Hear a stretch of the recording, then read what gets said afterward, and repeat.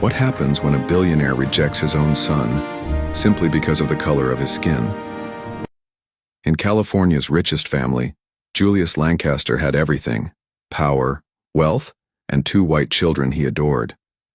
But when his black son Michael was born, he turned his back on him. Years later, when the empire is crumbling and the billionaire lies sick and alone, guess who's the only one by his side? This is the shocking story of betrayal, forgiveness, and the rejected son who rose to become the cornerstone of a billion-dollar empire. The Lancaster estate sat on the cliffs of Malibu, overlooking the Pacific Ocean, a sprawling white mansion framed by palm trees that swayed in the salty wind. The property was a landmark in California's elite circles, a symbol of Julius Lancaster's empire. His company, Lancaster Group International, had its hands in real estate, tech, and luxury resorts. To the outside world, Julius was the embodiment of success, discipline, and control. Inside the Lancaster mansion, however, the night was restless. Julius paced the sterile white corridor of St. Mary's Hospital in Beverly Hills. His Italian leather shoes clicked against the tile floor as he checked his Rolex for the 10th time.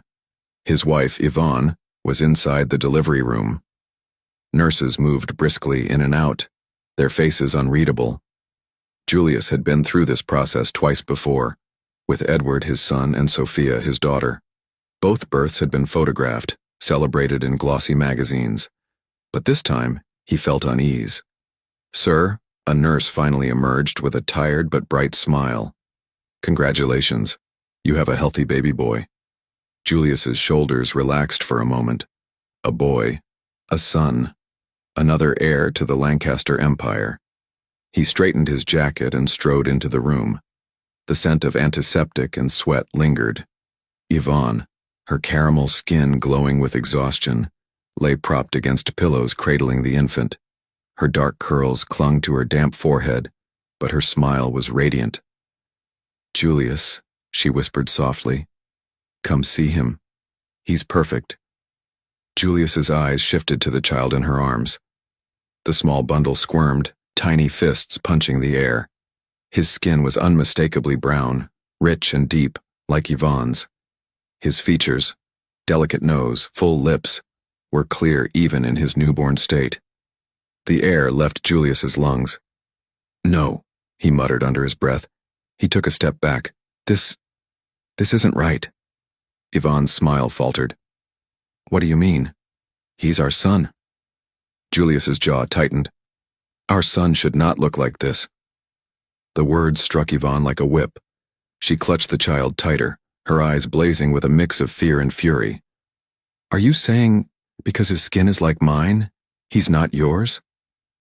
Julius turned away, his fists clenching. His voice dropped, cold and sharp. "Do you know what this will mean for the family? For the company?" A Lancaster heir paraded as... He stopped himself, choking on the ugliness of the words, but the implication hung heavy in the room. Yvonne's eyes filled with tears. "He's your son. Flesh of your flesh, Julius. Deny it all you want, but nothing can change that."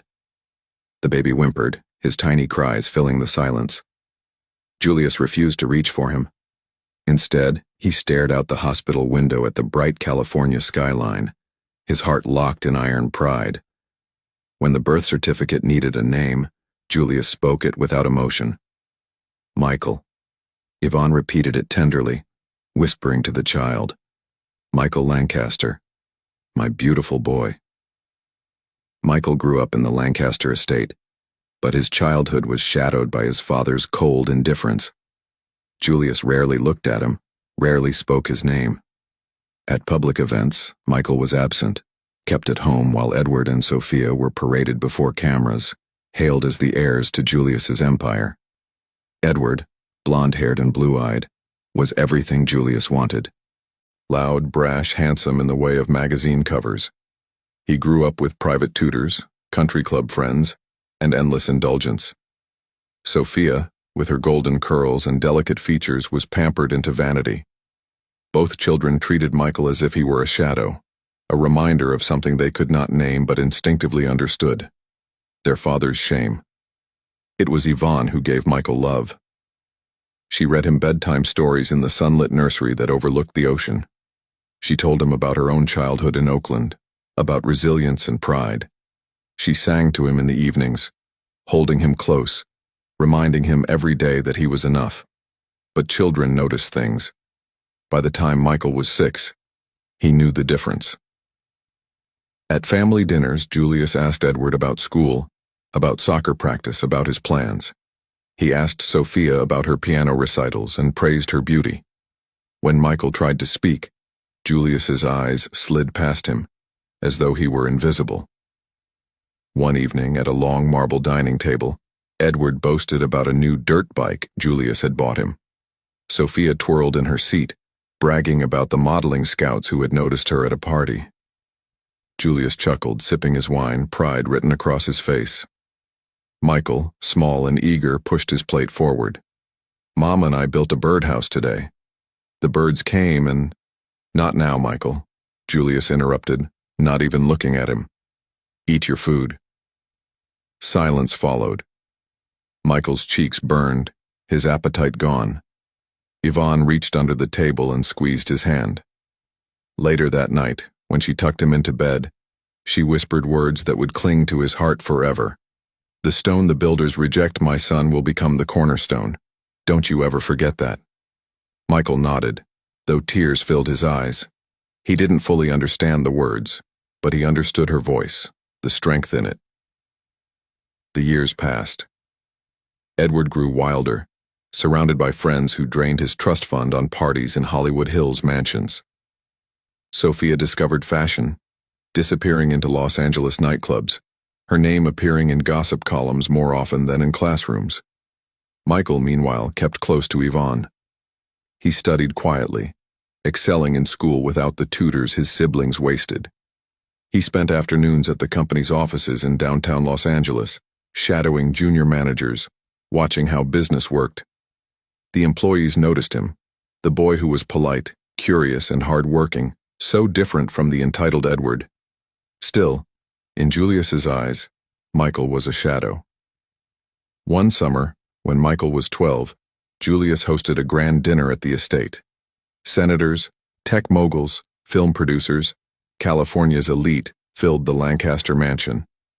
Edward and Sophia, dressed in designer outfits, paraded like trophies. Michael sat at the far end of the table, half forgotten. A guest, a sharp-eyed investor from San Francisco, leaned toward Julius. "I didn't know you had another son." He gestured at Michael. Julius's smile stiffened.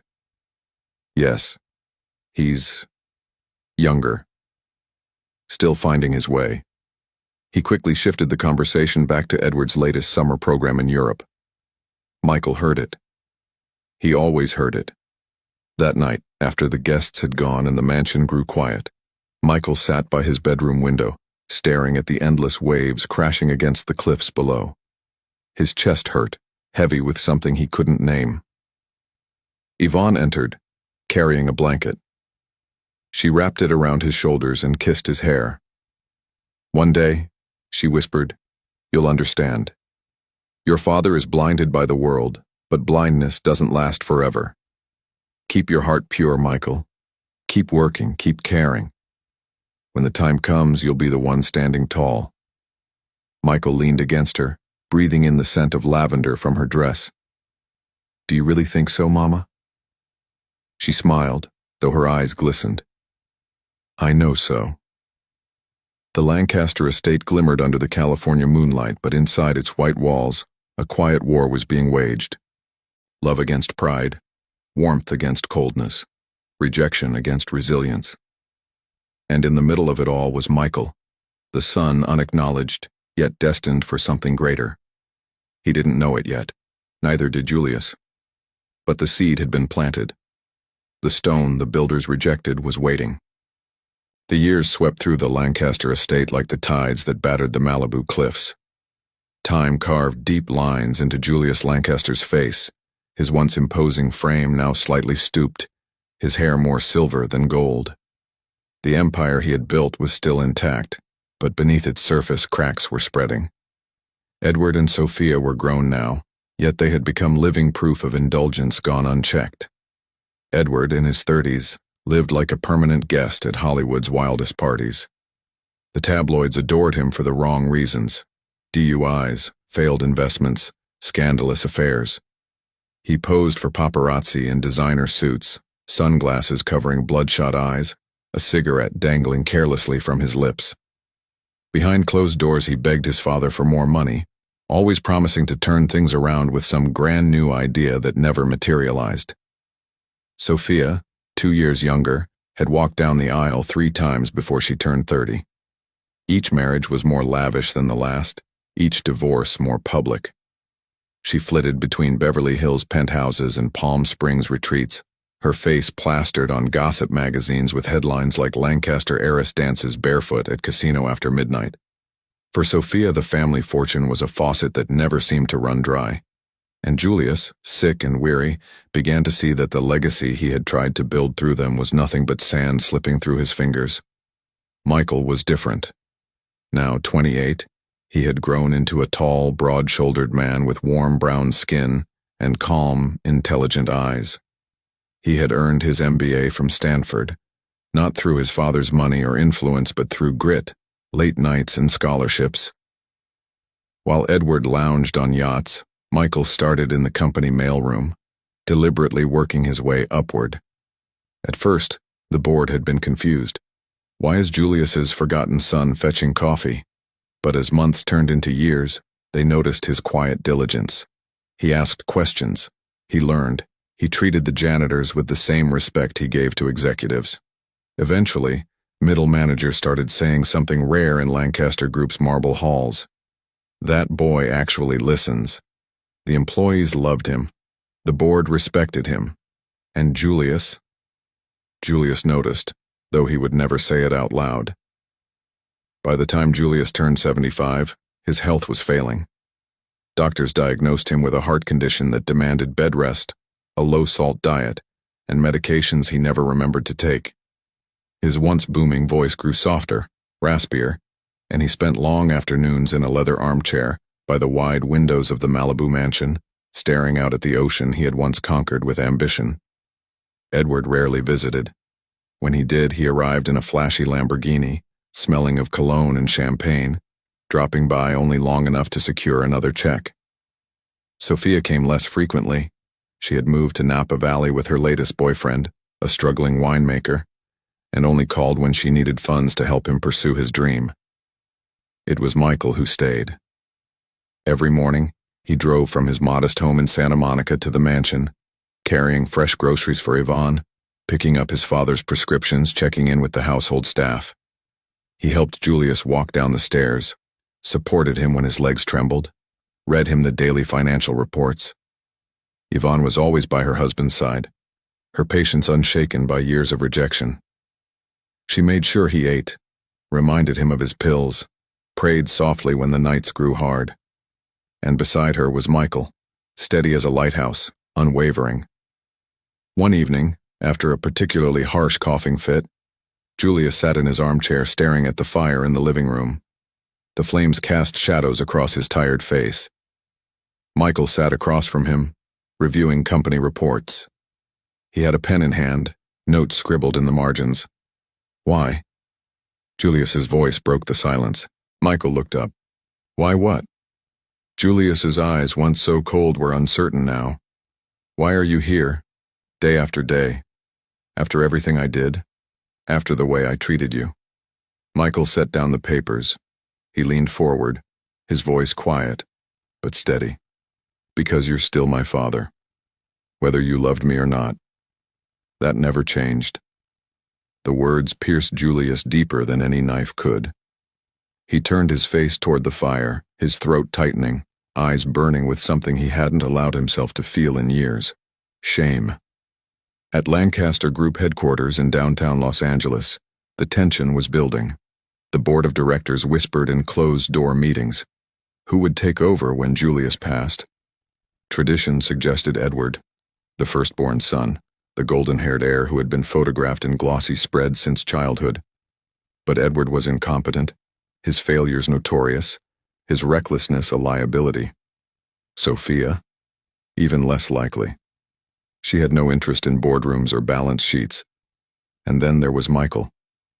He had risen to vice president of operations, not because Julius appointed him, but because he earned it. Under his management, several failing divisions had turned profitable. He had innovative ideas, blending traditional luxury with modern technology. Younger employees looked to him as the future. Still, many board members hesitated. Would Julius ever allow the son he had rejected, the son whose very skin he once deemed a scandal, to inherit the empire? One rainy afternoon, Julius summoned the board to the mansion. His health had taken another dip, and he refused to travel downtown. The room was tense as men in suits gathered in the oak-paneled study. Edward arrived late, sunglasses on despite the clouds, his shirt unbuttoned too far. He greeted the board with a smirk, slapping backs as though he already owned the room. Sophia strolled in, dressed in couture, sipping champagne from a crystal flute she had borrowed from the kitchen. She didn't sit through half the meeting. Her phone buzzed constantly, and she stepped outside to take selfies against the ocean view. Michael was the last to enter. He carried a neat folder of reports, nodded respectfully to each board member, and sat quietly near the back. He didn't seek attention, but his presence carried weight. The meeting began with numbers, forecasts, and company performance. Michael answered questions crisply when asked, citing details no one else had bothered to memorize. Edward doodled on a notepad. Sophia yawned. Through it all, Julius sat silently at the head of the table, his face pale, his breathing uneven. He studied each of his children with eyes that finally seemed to see clearly. That night, after everyone had left, Julius remained in his armchair, staring at the reports Michael had left behind. Yvonne brought him tea and touched his shoulder gently. "You see it now, don't you?" she said softly. Julius didn't answer at first. His throat felt thick, his pride fighting with truth. Finally, he whispered, "He's the only one who cares. The only one who stayed." Yvonne's eyes glistened. He always did. From the beginning. For the first time in decades, Julius reached out and took his wife's hand. She squeezed it, her eyes searching his, seeing the cracks in his armor at last. The weeks that followed were filled with reflection. Julius called Michael into his study more often, asking for updates, listening to his ideas. He began to realize that the son he had rejected had become not just a man, but a leader. And in the quiet moments, when the sickness left him weak and vulnerable, Julius found himself whispering apologies he could not yet bring himself to say aloud. But the day was coming when he would have no choice. The Lancaster mansion, perched on the California cliffs, had always been a fortress of wealth and pride. But now, within its walls, something was shifting. The billionaire who once denied his son was facing the truth. Legacies are not built on bloodlines but on character. And the son who was never meant to matter was already carrying the weight of the empire on his shoulders. The morning sun rose over the Malibu coastline, gilding the Lancaster estate in shades of orange and gold. The ocean roared below the cliffs, its endless waves striking against rock, a rhythm as old as time. Inside the mansion, however, silence reigned. Julius Lancaster was bedridden now, his body frail, his once commanding voice reduced to a whisper. The empire he had built stood strong, but he knew his own time was slipping away. The Lancaster Group board members gathered once more in the oak-paneled study, the same room where Julius had once held court with the authority of a king. But now, he lay reclined in a medical bed wheeled to the head of the table, his body too weak to sit upright. His sharp eyes, though dimmed, still carried the remnants of power. Edward entered first, dressed in an overpriced tailored suit, though the alcohol on his breath betrayed him. He grinned confidently at the board, already imagining himself as the new CEO. Sophia strolled in next, swathed in designer silk, scrolling through her phone with disinterest. She had made it clear long ago that the company bored her, though she enjoyed the status it brought. And then, Michael entered. He wore a simple navy suit, carrying only a neat folder of financial notes. His expression was calm, though the weight of the moment pressed against his chest. The employees he passed in the hall had whispered encouragements. Everybody in the company knew who truly deserved to lead. The room grew still. Julius, his breathing shallow, raised a trembling hand. "This will be my last meeting," he said, voice rasping but steady. "The matter before us is succession." Edward smirked and leaned back in his chair. "Well, I think that's obvious, isn't it? I'm your firstborn. I've been groomed for this role since I was a child. Everyone knows Lancaster Group will be mine." Some of the board members shifted uncomfortably. They remembered his scandals, his incompetence, his recklessness. Yet Edward still spoke as though the position were his birthright. Sophia let out a laugh, tossing her hair. "Good luck with that, Eddie. You can't run a lemonade stand without it collapsing. Honestly, Dad should just sell the company and let us live off the profits." Edward turned red. "Shut up, Sophia. At least I care about the company." "You care about your next drink," she snapped back, rolling her eyes. Their bickering echoed through the room, sharp and childish. And then Julius lifted his hand again, silencing them both. "No." His voice carried unexpected strength. "The next CEO of Lancaster Group will be Michael." The words froze the room. Edward shot to his feet, his face purple with rage. "What? Him? The reject? The one you never even claimed as your son? This is a joke, right?" Sophia glanced up from her phone, blinking in surprise. "Michael? Seriously?" But there was no anger in her tone, only detached amusement. "Well, better him than Eddie, I guess. At least he won't bankrupt us." She sipped her champagne. Edward slammed his fist on the table. "This is insane. He doesn't have the name, the pedigree, He has something neither of you ever had," Julius interrupted, his voice sharp. "Loyalty, integrity, vision. He has given this company his sweat, his mind, his heart. When I was sick, it was Michael who was here. When I was gone from the office, it was Michael who kept things running. The workers respect him. The board respects him. And his voice cracked. "I trust him." Edward's mouth opened and closed like a fish gasping for air. His confidence shattered. He stormed out of the room, the slam of the door echoing through the halls. Sophia shrugged, slipped her phone into her purse, and sauntered out as if nothing of consequence had happened. For her, the Lancaster fortune would always be there, regardless of who signed the checks. Michael remained seated, stunned. His chest tightened, his throat dry. He had not expected this, not after a lifetime of rejection, of being the forgotten child. Slowly, he lifted his gaze to meet his father's. "Father, why?" he asked softly. Julius looked at him, his eyes glistening. "Because you are the only one worthy." Later that evening, when the board had left and the house was quiet, Michael and Yvonne sat at Julius's bedside. The ocean breeze drifted through the open windows, carrying the scent of salt and jasmine. Julius's hand, frail and trembling, reached out toward Yvonne's. For decades, pride had kept him from such gestures, but now there was no time left for pride. "Yvonne," he whispered, his voice breaking, "I owe you an apology for all the years I failed you, for the way I looked at our son, for the way I let the world's judgment blind me." Tears slid down Yvonne's cheeks as she held his hand. "All I ever wanted was for you to see him for who he is, not for the color of his skin. Just your son." Julius turned his gaze toward Michael.